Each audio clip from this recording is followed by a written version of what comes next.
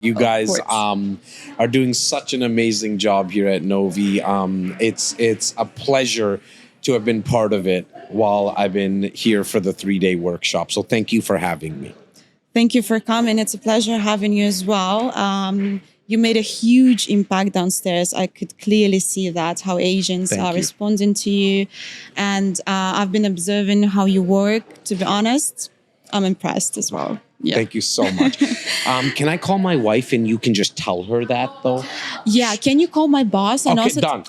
Done. So we're just going to It's a trade their banter. numbers. Yeah, That's exactly. It. That's it. We Perfect. don't even need to Fantastic. trade numbers for each other. We're just going We to just- I love yeah. it. I love Fantastic. it. Great Okay. idea. So, Jess, obviously you've been in real estate for quite some time now, and you have your own company, and you've been training the whole world on the art of being a real estate agent. I like that. So, I like what you just said though, that the art of being a real estate agent. because Continue. it Yeah. is an art. It's Yep. not easy, and everyone is saying, "Oh, it's not a rocket science." Okay, then try it. Yeah.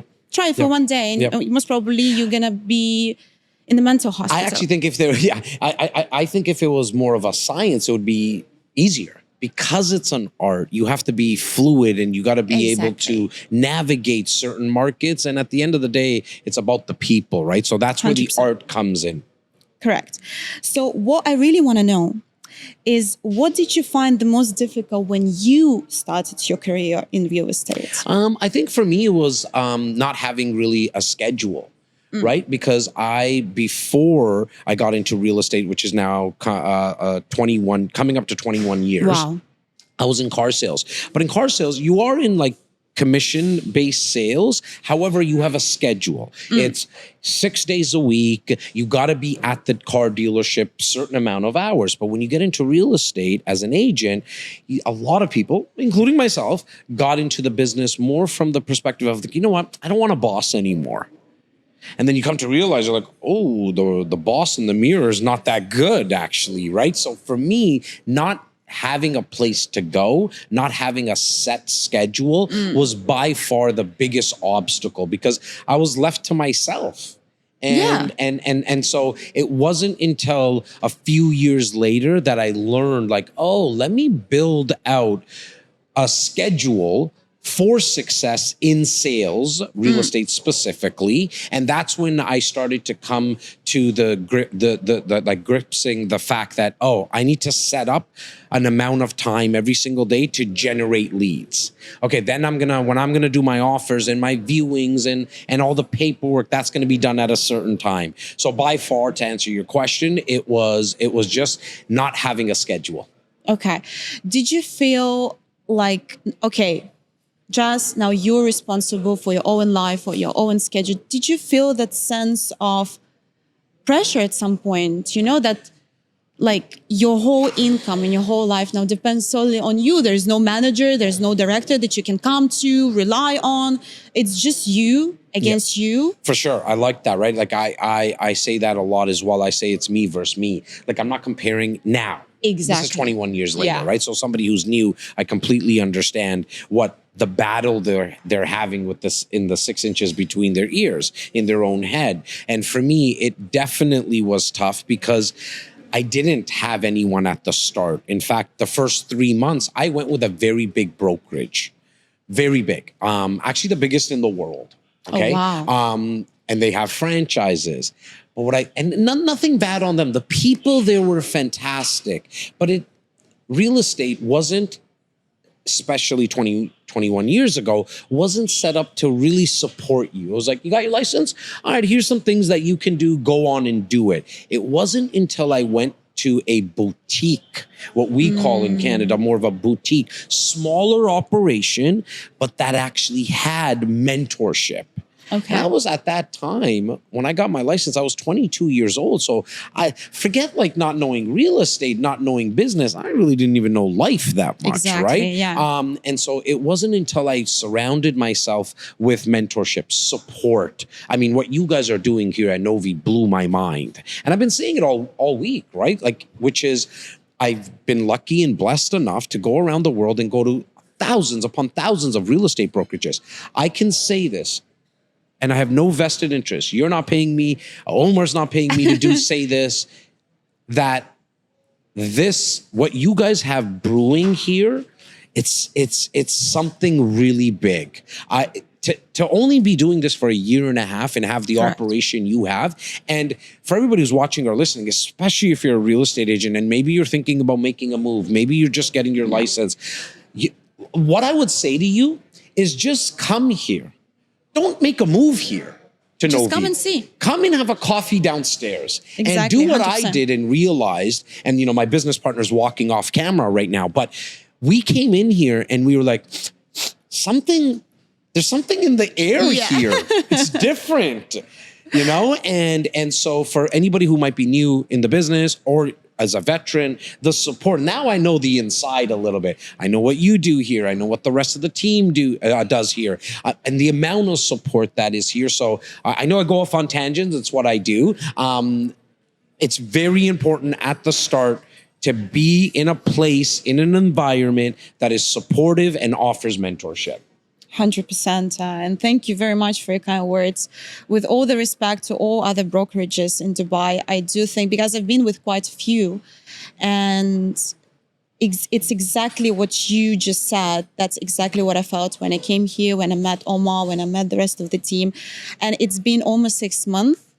And my love towards this place is just growing more and more. So I hope it is the same way for everyone else. And it's so great that someone who doesn't work here actually shares the same opinion about this place. Like my network will see this, okay, of real estate agents, and specifically the ones in Toronto. And we've always heard one thing when they walk into our office. Our office, we have we call it like the west wing of we're in a brokerage. We don't own the brokerage. We have a team in the brokerage. And there's a door there. And then you open that door and you come into my area. Yeah. Okay. What they always say is that there's something different in the air there. And I know what it is. It's energy. It's myself. It's Laura. It's the rest of the team. Yeah. Tyler, all these guys. So when we walked in here, we felt the same way. And you don't feel that in other brokerages. People are not looking at you, or they're not smiling, or, like, okay, I'll get to you right now. I felt like, we walked in here, there's 3 people waiting, and then there's cameras, and then there's lights, and then you have a kitchen, which is insane, and I know my partner Laura loves that because she's always eating, right? So, but like Laura's laughing behind the scenes now. I mean, there's a kitchen. Let me just repeat that. There's a kitchen all day that you can eat. It's forward thinking, all joking aside. It's thinking about, hey, like, what are some of these agents going to need in the future? Oh, you have to worry about food? I'll take that away for you. You got to worry about content, podcasting? Oh, I'll take that away from you. You got to worry about paperwork and marketing? No worries, we'll handle that. Go do what you need to do as an agent, which is meet people. That's it. Exactly. Everything else, Novi, in my opinion, has figured out. Perfect. Thank you so much. And as you said correctly about reaching out to people, going out there, grabbing the opportunities instead of waiting for them to come to you. And one of the ways to do that is obviously calling people. Yeah. And you must probably see it on a daily basis. Agents are afraid of picking up the phone and performing that call. That might be, by the way, life-changing for them. I mean, we had it today. We had it today, right? We literally saw that unfolding in front of our eyes. Like, one person made a phone call, and the person that he called said, well, I buy a piece of real estate in Dubai once a month. Here you go. Like, he didn't say I buy coffee once a month. He said I buy real estate, a property every single month. If you have something for me, bring it to me. The agent never called this guy. He never followed up with him. And so, to your point, it can completely change your business. In this business, in the real estate business, we're so blessed because you can have a 30-day period, a month period, and you can have the best year of your life. Exactly. In no other business can you really have that, right? You and can't. So I think You it's can't. so important to make phone calls. I think it's very important to do social media. And I think at the end of the day, it all kind of boils down to how many people can you connect with on a regular basis until robots start to sell to robots. Yeah. This is a people business, right? So we got to meet more people. Correct.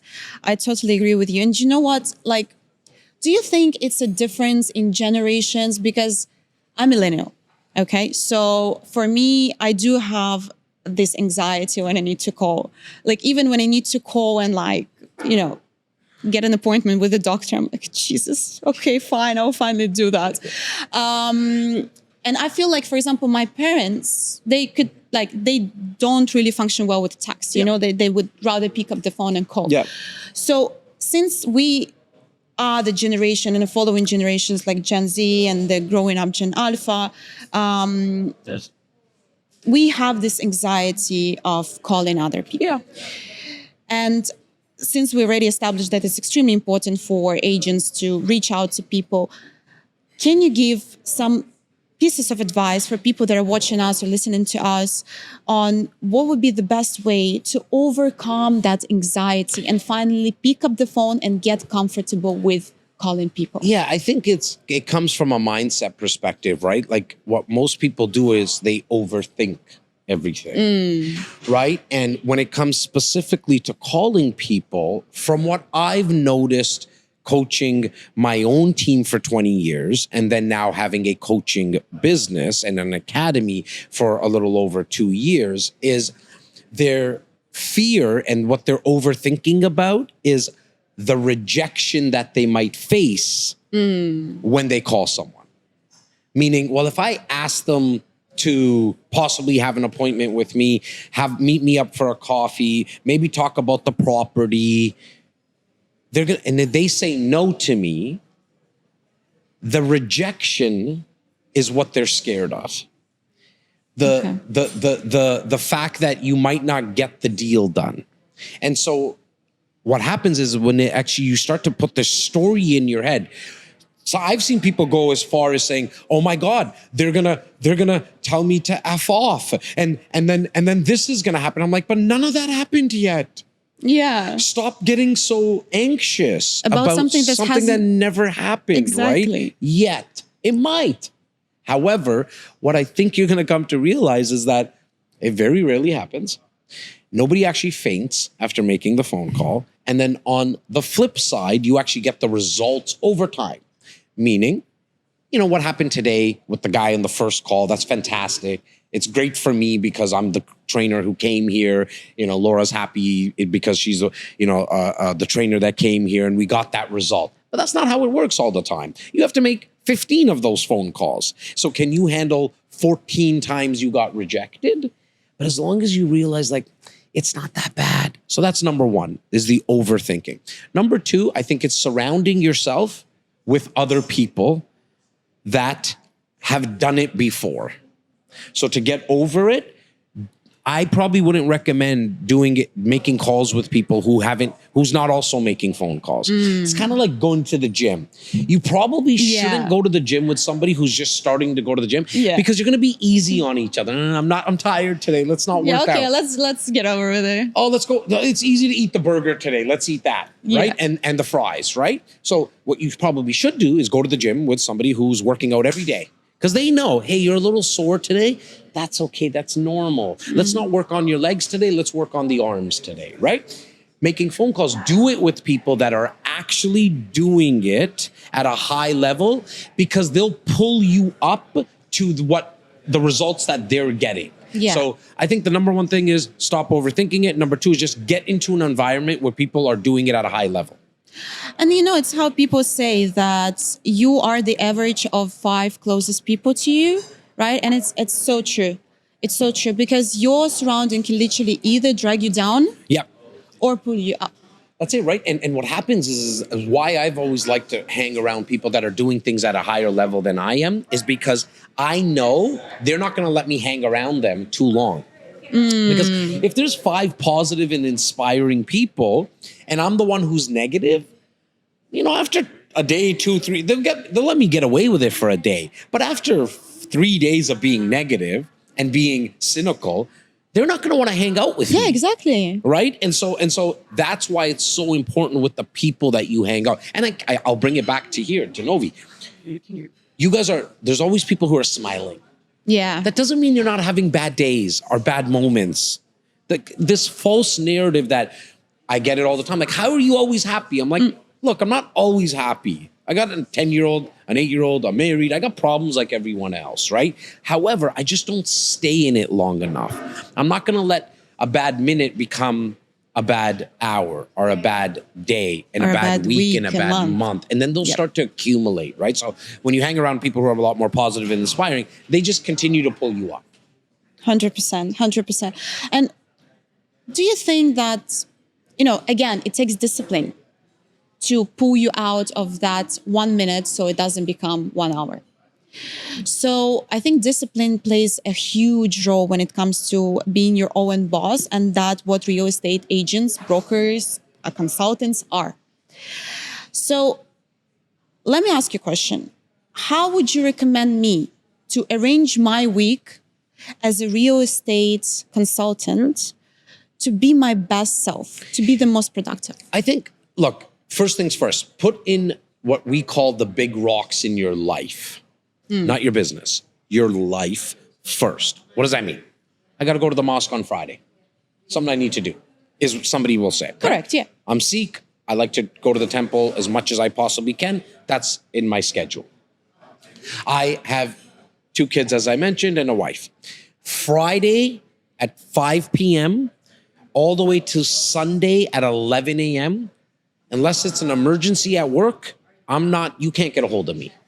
That is my big rock because my 2 boys, that's the time I get with them uninterrupted. We go play, we have dinner, all that stuff. We go for lunches and everything. Friday from 5 p.m., Sunday to 11, okay? I'm trying to get back into a little bit better shape. So that's in my schedule, and I do it first thing in the morning because I know me, if I don't do it first thing in the morning, I'm going to eat a burger and fries, and then I'm going to be like, I don't feel like working out today. So I do that first thing in the morning. 20 minutes, I just need to get that. Now, after that, because the personal stuff is taken care of, those are non-negotiable. You can call me and say, I'm going to give you $1,000,000 dirham today. I don't care if it's on a Saturday, and that's my 2 boys' time, okay?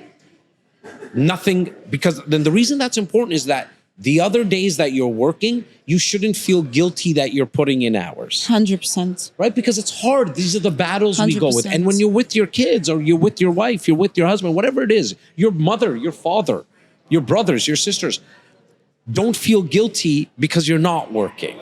So that's a big one, by the way. 100%. So that's why a big one. The guilt tripping yourself when you're working, you're or not allowing spending other enough people time, to guilt trip you, right? Like, Yeah, right? yeah. Like your friend saying you're always on your phone. Oh, sorry, that's my job. Exactly, right? Now, that's like if you're deciding that your work hours on the flip side now are all the other hours in the day. So I go usually 8:30 to about 8 p.m. Monday, Tuesday, Wednesday, Thursday. That's kind of and then Sunday it's 11 to about 3. Okay? I don't feel guilty. Like, I call my son and my 10-year-old says, well, like, can you come? Like, why are you going to work today? I'm like, well, that's a work day. On those other days, I don't work. So now I want to get into what you said about the week. Those are those hours that I'm working. Here's the goal. Do as much in those hours that you're working from a lead generation perspective. Generate leads. I know you got to do paperwork. Figure that, I know you got to do that. You got to figure out the time how to do that. The one big rock, though. Now, remember I said in the personal, you have your family, all that. Yeah. In business, the big rock that's non-negotiable is a minimum of 3 hours a day where you're generating business. For me, it's reaching out to people in my database that know me, like me, trust me, that have bought with me, inviting them to events. And within that 3 hours, I do all my social media. So I usually have about an hour. That's all social media. I'm doing my videos for the day. I put them up, schedule them out, and they get posted. Okay? Perfect. So for 3 hours a day, as a real estate agent, that's all I would do, is making sure that big rock's there. I'm at a place in my business now, because I have 2 organizations, I'm probably like 90% of my time is generating business. I'm in a different place now, because what I did is the money that I made, not that there's anything wrong with it. If you look at me, I don't have anything fancy. I wear the same t-shirt. Like it is to spread this message, but there's really a strategy behind it. I don't have to think about what to wear. Yeah. right? Like you look amazing. Like everybody in this office looks amazing. Me, I just put on a t-shirt. I'm ready to go to work. I spend all my money on hiring more people because then that allows me to spend 90% of my week generating business. Yeah. Yeah, well, that makes perfect sense. And since you touched the your T-shirt and that subject, Okay. that's actually was my next question. Awesome. You've been wearing a T-shirt that says "You're enough." I want to ask you what "you are enough" means to you. Yeah, for me, I mean, the way that it came about was as a child, I was really told a lot by teachers, principals, that I wasn't going to really amount to anything because, and I understand why. There weren't bad people by any means. I was a very disruptive person. I like to somewhat be like the class clown. I thought I was funny. Maybe I wasn't. I would not sit down long enough because I had an issue, like just I can't sit. I need to be moving. Look, I'm moving around here. I speak like that. We're talking about, the color of black, and then we moved to talk about cars, right? So for teachers and principals, it was tough, and I was disrupting other people. And then I started to get into a little bit of trouble outside of school. And as my parents got phone calls and got called into these schools, I never got into too much trouble, luckily. My dad always grade 8 education from India, grade 4 education, my mom from India, taxi driver dad, factory worker mom. They didn't have, obviously, a lot of education. They didn't really have a lot of street smarts either. But the one thing they always told me, they were always whispered in my ears, we love you. Can you try a little harder? Like, you're enough. You're going to figure this out. And as I started to get older and build my own team, I started to realize how many insecurities everyone had, and me included. 100%. And I hid my insecurities. But then I started to see it in other people. And then what I allowed for with my current team is, you know what? Be yourself. Let's see what happens. And I was started to speak in the way that I was comfortable with speaking, which is just, I didn't have to fake anything. Yeah. And as I did that, I attracted more people because then my uniqueness showed. And then you attract your tribe, right? Your vibe attracts your tribe. 100%. See, you could be in Dubai, you could be in Toronto. We speak the same, right? Like, think about it. Our vibes attracted each other. Exactly. When I came in here the first time, you looked at me, you smiled, I smiled. I didn't know what, I wasn't sure. You're an agent, we got connected right away, right? Obviously, because our vibes attracted that, right? Now, what I realized over time is that, I'm going to allow my team to be themselves. And we call ourselves the misfits. Because we're literally the misfits, right? Like everyone's backstory is so crazy. In school, we would never be friends. In high school, we would be in our own areas in high school. Yeah. But here we flourish together because they allow me to be me. I allow them to be them. And I think now it's about spreading the messaging and inspiring people that, hey, you're enough. The world is waiting for you to show your uniqueness. And if you don't, you're being very selfish. Very selfish. So I really tell myself that, like, hey, I got to keep making sure the world sees my uniqueness, because then if I'm not, I am being selfish. And I think the easiest way to do that, to show yourself, I wake up every morning like, mwah. I kiss myself first, because I know when my kids kiss me, my wife kisses me, it feels good. Right? If I hug you now, it feels good. Yeah. But you can hug yourself. You could give that love to yourself. In fact, if you don't love yourself, you can never give it to anyone. 100%. It needs to be overflowing. And so I think that's where now this has evolved into more than my dad just telling me. Yeah. I've taken it and said, okay, you know what? We're going to let the world know about this now. I love that. Honestly, the moment I saw that message on your T-shirt, I smiled because I felt like it's usually when you meet the sales trainers or motivational speakers, they would, especially when it comes to money, creating more money and training other people on money, you would always hear, oh, you're the best, you're this, you're that, but you never hear you're enough. That means a lot. Thank you. So when I saw that, I was really, I like this guy, Thank you. Yeah, I mean, I've been wearing this on stage and training for the last, I would say probably about 10 to 12 months. I've worn other things on stage, Yeah. like my own stuff. Yeah. I've never got half as many compliments. And like now I get it in the plane on the way here. I'm walking and the flight attendant in Emirates is showing me my seat. I sit down. She's like, and by the way, you're enough. And I was like, no. You're enough. And then it was a conversation for 1 hour well, till then you she no, followed me you're on enough. Instagram. I followed her on Instagram. Like we became friends, right? Yeah. Side note to real estate agents. By the way. Connect with everybody. Yeah. You connect with everybody because you don't know who knows somebody who knows somebody who knows somebody who knows somebody. Exactly. And on this point, you have highlighted it quite a lot during your training downstairs, that social media is a huge thing for a real estate agent. So I would really like you to reinforce that message once again. What role does social media and creation of content plays for real estate experts these days? Yeah, I mean, there's so much here. Number one, and not in any particular order necessarily, but with social media now, you allow people to get to know you on their own time, right?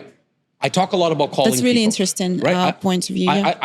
I talk a lot about calling people, but every time you're calling someone, like you were saying, well, I kind of get bothered by it, right? But if you're scrolling, I'm not bothering you. I'm in your feed, right? So you allow, and you get to do it at home in your pajamas at midnight, whatever time, eating dinner, whatever. It's on your time. And so not taking an opportunity that lies in front of us right now is a very, very bad strategy on any agent's part, because there's about 7 to 8 different platforms. That's it. I know it sounds like a lot, but it's not. It's not. Instagram, Facebook, LinkedIn, TikTok, Facebook, YouTube. Snapchat, we will add that for... Snapchat, okay? So there's your 7, okay? Those 7 platforms have billions upon billions of people. So as a real estate agent, here's how I hope it lands for everybody. If I told you tonight, there's a party happening, and at this party, there's going to be 500 people that are wanting to buy real estate. As a real estate agent, it would be a good idea to go to that party. 100%. Okay.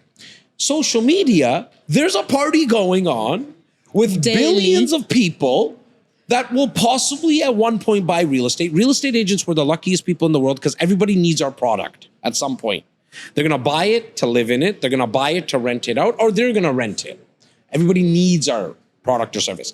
So there's a party going on daily, and one view, not one video even, just one view can change your business because 100%. you don't know who's watching.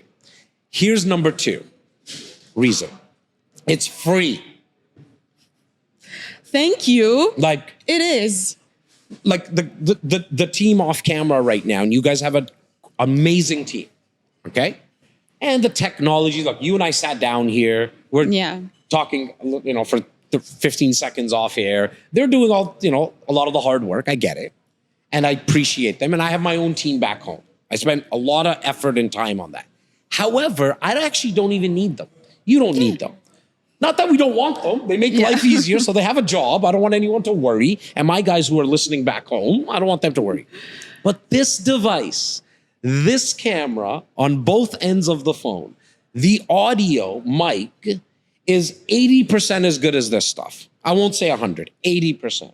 It's 110% better than anything that was out 2 years ago. Yeah. Okay. Then when you make a video that has the ability to get in front of hundreds of thousands of eyes, and you press post, nobody charges you. You don't get an invoice from Instagram. You don't get an invoice from Meta, Snapchat. It's free.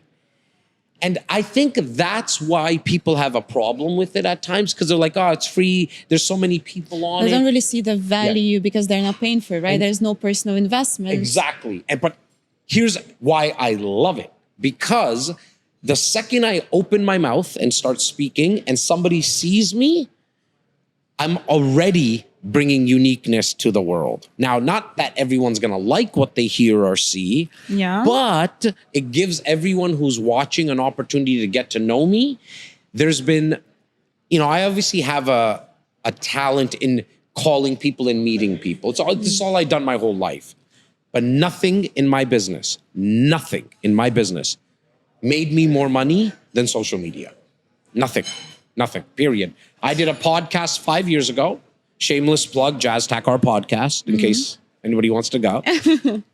And that changed my business. Because what I did is with a 30-minute conversation, I got like 8, 9, 12 posts out of it. I go to the next level. I take the transcription out now. I put that into a service that gives me a blog. I take the blog, I cut the blog into paragraphs, write captions on LinkedIn. Like, I go crazy. 30 minutes gets me 30 pieces of content. That's what my team's objective is, right? Yeah. And then I got comfortable with just doing this to the camera, not needing a full 30 minutes. And so the ROI, the return, I can't tell you if you do a video, you're going to get this. But I can tell you that over time, if you do videos consistently, there's nothing that will even compete against it. Not in 2024 and going into 2025. 100%. Yeah. And there's so many tools these days that facilitate content creators or people with the lack of time. I always tell guys downstairs that, hey, there's Canva, there's templates on CapCut. You can literally use it at 10 seconds of your time. AI tools, Well, you can put this whole thing in AI right now and it'll do all the work. It's not going to do as good as that they're going to do. That's what we're going to do, by the way. Well, great. There you go, right? But Yeah. then over time you get more comfortable with it and then you can start investing. So that's what I did, right? It's funny. On the flight here, myself and Laura and Bo, I looked over to them and I said, it's so weird. This is our first time to the Middle East. I've never been here personally, business, nothing. And I looked over to my team and I said, do you guys know what started all this? And they're like, what are you going to say? Which part? And I was like, a $75 mic. I bought a $75 mic 5-6 years ago. That was my podcast audio only. Because I was scared of the camera, right? Because I had insecurities that I said earlier that I was hiding. Yeah. This $75 mic then turned into a video podcast, turned into podcasts with multi-billionaires and millionaires and successful people around the world. It got me more clips on social media. And then all of a sudden, 6 years later, some guy DMs me and he's like, you should do a training. Would you ever do a training for my agents? I'm like, where is this guy? Dubai. I was like, what are you talking about? Like a webinar or in person? He's like, in person. I was like, you want me to fly there? That's pretty far. And he's like, yeah. So it was a video that he saw, Omar, online. Yeah. Right? And that's how this all happened. But it all started from a $75 mic. Yeah, I think the most important part of this journey was to start. 100%.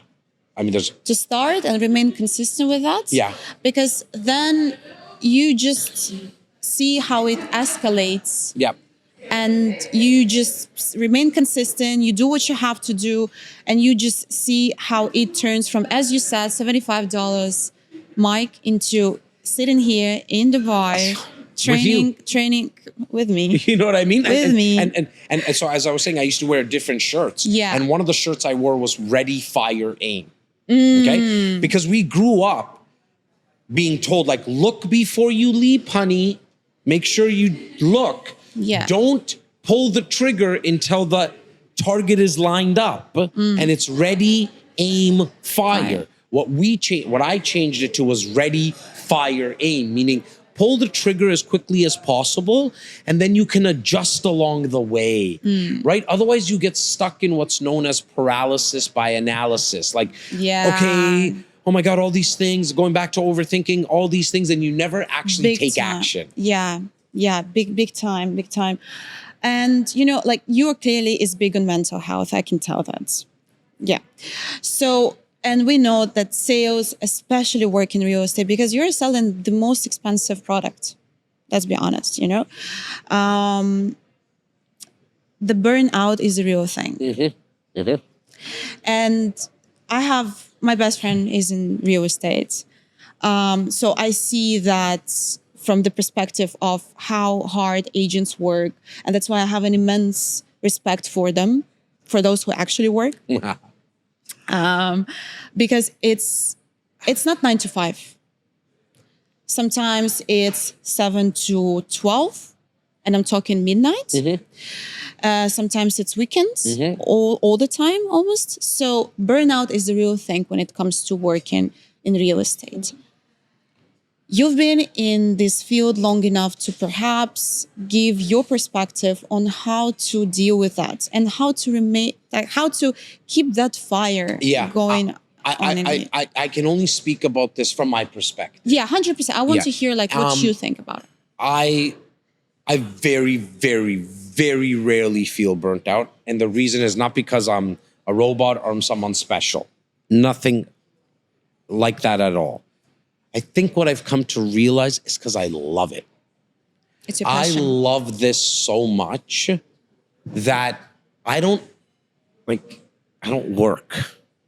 Like, you know what I mean? I don't feel like I'm working ever. Like, I can go from this podcast to another training. I'm like a little Energizer bunny, and none of it's made up. Like, it's because I'm only doing things I don't like. I believe, and again, I'm only speaking from my perspective, kind of looking at people and, you know, talking to them. I think sometimes why people get burnt out is because they don't really enjoy it, because they were doing it for the wrong reasons. Meaning, you can get burnt out when you're doing something for money, in my opinion, right? Because, like, for me, you can pay me whatever. If I'm not enjoying it, I'm not going to do it. Right. So for advice to people, I would say make sure you enjoy what you're doing. Going back to scheduling, you got to schedule time off. You have to schedule time off. You can't go 7 days a week. Like, I always laugh at agents. Hey, so like, what's your work schedule? I'm 24/7. I'm like, no, you're lying, because you have to sleep. So can we just talk, be honest here? Like, how many? Like, oh, I only sleep 2 hours a day. I'm like, that's probably not going to last, man. Like, 100%. It's not substantial. You got to sharpen the saw. Right? If you're going to cut down a tree, if you're there all day just cutting the tree down and you're looking at the tree and wondering why it didn't drop yet, it's probably because the saw is dull. You got to go sharpen the saw. The body and the mind are that.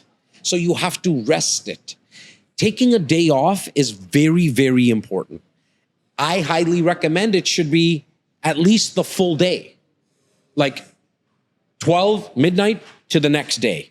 Why? Because then you'll actually be rejuvenated, and your mind, as a real estate agent, in my opinion, you have to play more in your right part of the brain than the left part. The left part being more analytical, the right part being more creative, because of the art of this business, right? But if you're tired, you're not going to be able to be at the full potential that you can be. But for me, as I mentioned, I'm very, very rarely burnt out. Like, I love this too much. I love sales. Now I'm in a different part of my life right now. I like coaching more, where I could, you know, we finished the 3 hours today. Yeah. Well, I go for another 12 hours, just coaching people, doing this stuff, because I'm not working. I'm not really, really working. Yeah, well, that makes sense. And I think what you said is really important, because people underestimate the power of rest. We were kind of raised as achievers. You know, you have to work hard, you have to get good grades, then get a good job, and then be the best husband and wife. You know, that's always like overachieving in everything. And the expectations that we even set for ourselves are really, really high. Yep. And in real estate, you're always competing with someone else. But that's something that I think has to stop, and you have to compete with yourself from yesterday, with yourself from 1 month ago, and really take care of your mental health. And as you said, rest is as crucial as sitting down and performing calls. If you're not overflowing with stuff, as I said it earlier, you're not going to be able to give properly to anyone. And you got to give to yourself first. It's the most important. You got to be if you want to be selfless, it's a very good idea to be selfish first. I know that has a negative thought to it. Yeah, like it has a negative connotation. Yeah. Right, negative connotation. But no, you got to be selfish first. Yeah. Give to yourself first. Then you can be selfless. You can give to other people. Correct. Yeah, Yeah. absolutely agree with you on that. And the last point that I really want to touch, because I know that for some agents, and I know some people downstairs that actually prefer only that way of prospecting, is meeting people, approaching people. You mentioned yesterday, I believe, that you met one person, another person, and you're just connecting with them. You just throwing in a little chat here and there and see where it goes. Yep. So there's a fine line between bothering someone, Yeah, for sure. and being like friendly and trying to build a new connection. Yeah. But if you would recommend certain, I know that you most probably would say, yeah, Hannah, you can strike a conversation with anyone, anywhere, whether it's a taxi driver or cabin crew. But, Dubai is a place of millionaires and billionaires. We already know that. Everyone is flying in here.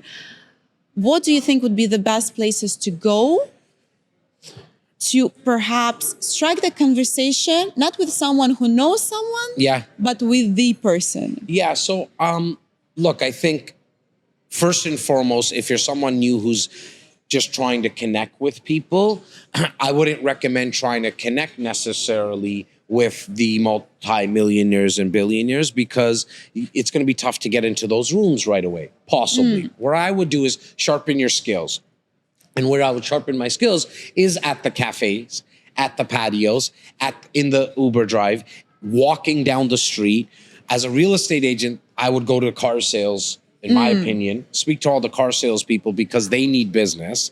So now you can become partners in sending each other business. I would look at any other businesses that are looking for business, meaning if there's a flower shop. Yeah. Okay. If there's a flower shop, I'm going to go talk to the flower shop owner and say, hey, look, I'm a local real estate agent. When people buy properties, I might want to send them some flowers. Are you okay if I use you? Yeah, great. Listen, maybe in time you might know somebody who knows somebody that might want to get real estate advice, not buy real estate. That's too salesy. There might be somebody who wants real estate advice. I was just outside your office. I met the guy. There's a used car dealership next to us. Yeah. I got it. I met him. I talked to him. He came out. I was like, hey, man, what cars do you have in there? He started talking. We shared Instagrams. I'm not even from here, right? And so to what you said in terms of meeting people, I think it's where you should do it is in person, right? Because then you don't bother them. You know if you're bothering them. You could feel like, ooh, they're bothered. They think I'm a creep. It's awkward and stuff like that. Then go to the next level. So for me, if I was coming into Dubai right now, I'm going to figure out, okay, where is there some maybe private clubs, for example, right? Or let me start here. I'm a football fan, okay? American football and English football. So where I would probably start is not even the private clubs. Where do people watch football games? Like, do you guys know, like, is there a place that people watch other than home? Yeah, of course. Of course, right? Yeah. Great. I'm going to go there and I'm going to watch the game with them, okay? And then I'm going to bump into someone like Mario. Why did I say Mario? Because I'm going to realize he's a fan of Chelsea. And then we're going to start talking. And I'm going to say, I really don't like Chelsea. I think they suck. And I truly believe that, Mario. Okay? I've never liked Chelsea. And I'm going to talk about my love for the Spanish league. And we're going to start to talk. And then what's going to happen, it's going to come up and I'm going to say, well, what do you do?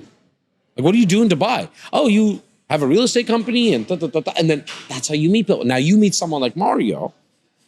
I just met somebody here. I won't say names, but I met somebody here in Dubai that is friends with Sheikh Mohammed's son. I've been here for 4 days. And I just met the son. I met the person who knows the son of Sheikh Mohammed. Yeah.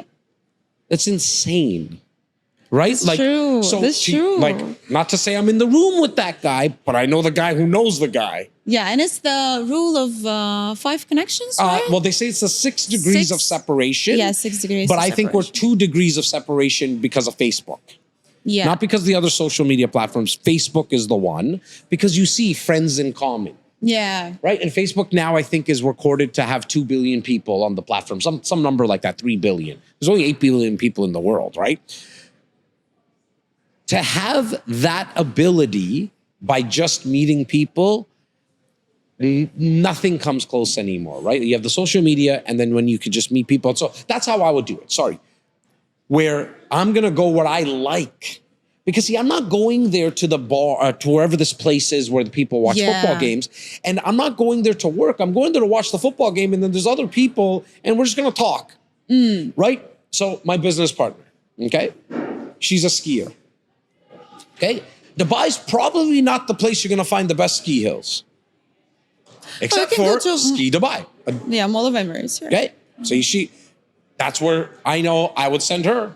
I'd say, Laura, can you just go there for every Sunday? Just go there. What am I going to do, Jazz? I want you to just go there, and you're such a good skier. You'll probably be able to give people some lessons. And I have a funny feeling you might meet a kid that you're teaching who happens to be the kid of someone that is multimillionaire, billionaire. Yeah. Right? So what I would say is mix your passions with the business over time. So if you like football, go where people are watching football. You like cars, like anybody who likes cars and you're in sales in Dubai, that's the easiest thing in the world because every other car is a fancy car 100%. here, right? And so that's how I would meet people. Yeah, love that. And I love the way you, through everything that you say, through every single piece of advice that you give to people on how to go about their real estate journey, you stand for authenticity. Oh, thank you. You know, it's great. It's great to see that, especially in this day and age. It's great to see that in sales. You know, not this. I'm this and I'm that and I'm. It's all about authenticity because in the end of the day, especially nowadays, we all crave that. We all crave people that are real. We all crave people that are not trying to pretend or be someone else. Just be who you are. Yeah, I agree. I completely agree. I think I don't know if this is a moment in time, but I think it was the right time for me. I think I know why I'm winning because I don't have anything to really show, right? Like I don't have fancy cars. Like back home, I don't have fancy anything. I don't have extra properties that I show. Like none of that. I don't dress fancy, right? I think I have a nice smile. I think that helps me in all honesty. But I'm at the right time. I think that's what happened with me, that I started to tell my story and people were like, oh, I like kind of where you're from. I like the fact that you are not trying to showcase stuff where in a world everybody is. And like I mentioned, I don't know if this is just a time that everyone's going through, but I'm going to take advantage of it. That's for sure. Yeah, 100%. Jess, it was an absolute pleasure to talk to Pleasure you. was You're mine. an amazing person, very easy to talk to. And again, your standpoint on the mental health is just, it's a huge pleasure to have you here with us. Thank you once again for coming to Novi, training our guys. I heard a lot of positive feedback about you. So that's absolutely awesome. And good, because you know the guy who can probably bring me back here. So maybe we'll tell him. Yeah, you remember, right? You remember, I'm calling your wife, you're calling. Okay. I'm going to tell Omar, you're going to tell my wife we're good. Adam, you were awesome. In all honesty, Thank you. I've been able to do thousands upon thousands of podcasts right now. There's something about you. I'm glad that you didn't really look at your phone with your questions, so that I know I made it a little easier. I wanted to make sure. I wanted to make sure that I go with the scripted questions because I wrote them, and it would be a shame if I would miss out on something. And I know with my ADHD that would absolutely happen. So I was stressed. I was like, okay, let me just quickly check. But yeah, it was really easy to talk to you. There were some questions that were popping up in the course of the conversation, and I think that's great. I absolutely love that.